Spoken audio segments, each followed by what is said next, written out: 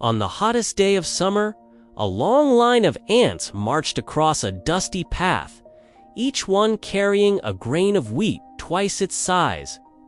Back and forth they went, from the golden field to their underground home, never stopping, never resting.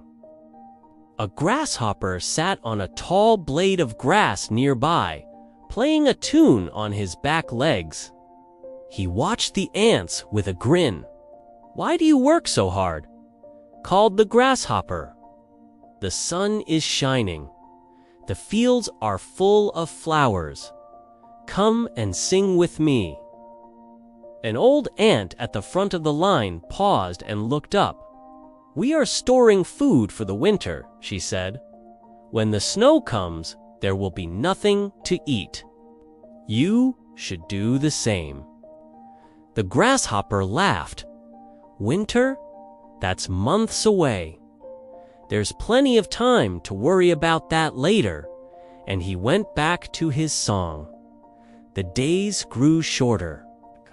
The leaves began to turn from green to gold and red. Still the ants worked, carrying seeds and grain deep underground.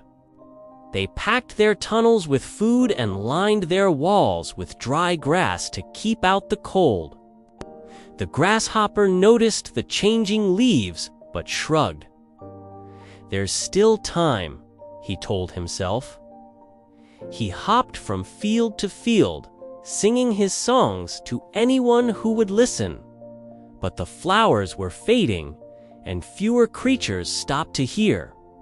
One morning, a young ant called out to him from the path. "Grasshopper, the frost is coming. We can smell it in the air. Have you gathered any food at all?" "Not yet," said the grasshopper. I will.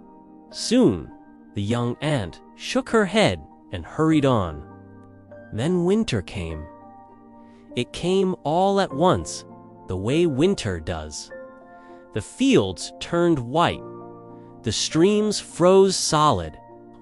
The flowers were gone, and the grass where the grasshopper had played was buried under snow. The grasshopper wandered through the bitter cold, his legs stiff, his stomach empty. He searched under rocks and beneath frozen leaves, but there was nothing to eat. The wind cut through him. At last, shivering and desperate, he came to the entrance of the ant's home. He knocked weakly on the door. "Please," he said, "I have no food and nowhere to go. Could you spare even a small crumb?" The old ant from the summer opened the door. She looked at the trembling grasshopper for a long moment. "What did you do all summer while we worked?" she asked quietly. The grasshopper hung his head. "I sang and played," he whispered. "I thought there would be time."